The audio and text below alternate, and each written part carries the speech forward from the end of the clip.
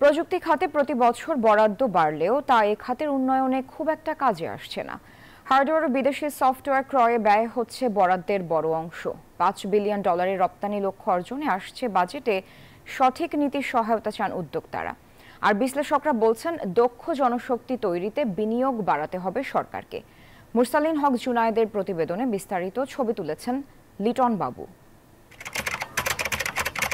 ব্যবসা প্রতিষ্ঠান থেকে শুরু করে স্বাস্থ্য কিংবা শিক্ষা সব খাতেই এখন বাড়ছে প্রযুক্তির চাহিদা। সেই চাহিদা পূরণে গড়ে উঠছে নতুন নতুন প্রযুক্তি সেবাদাতা প্রতিষ্ঠান।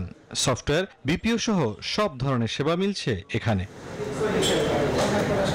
হিসেব বলছে শুধু বেসিসের তালিকাভুক্ত তথ্য প্রযুক্তি প্রতিষ্ঠানের সংখ্যা এখন 2,500-এরও বেশি, যেখানে কাজের সুযোগ হয়েছে 3.5 লাখ কর্মীর।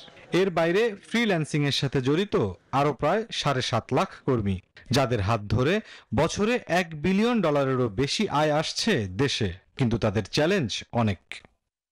যদিও প্রতি অর্থ বছরই বেড়েছে তথ্য প্রযুক্তির বরাদ্দ। 2023-24 অর্থ বছরে এ খাতে বরাদ্দের পরিমাণ ছিল 2,383 কোটি টাকা। পরের বছরই যা বেড়েছে প্রায় 500 কোটি টাকা। তবে সরকারের বিদ্যমান নীতি নিয়ে অসন্তুষ্টি আছে উদ্যোক্তাদের। আমরা মনে করি বরাদ্দ কোনো ব্যাপার না। বরাদ্দ যদি কমও হয়, কিন্তু সেই বরাদ্দটা যদি সঠিকভাবে খরচ হয় সেটা ইম্পর্টেন্ট।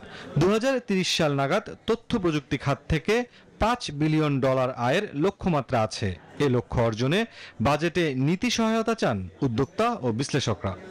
যে বাজেট করা হয় আইটি বিষয়ক, সেখানে সফটওয়্যার এবং সার্ভিসেসের জন্য আলাদাভাবে বাজেট রাখা দরকার। এই বছর গ্রোথ আপনারা দেখেছেন 3.3% হবে। পারিপার্শ্বিকতা মেনে আমরা কিভাবে এমপ্লয়মেন্টকে রিভাইভ করতে পারি, সেই জায়গাতে বাজেটকে নজর দিতে হবে।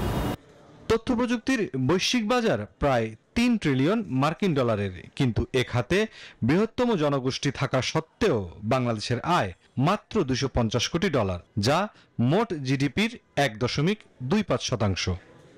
শুধু চোখ ধাঁধানো আর ব্যয় বৃদ্ধির ভবন অবকাঠামো নয়, তথ্য প্রযুক্তি খাতের সত্যিকারের উন্নয়নে প্রয়োজন দক্ষ মানব সম্পদ।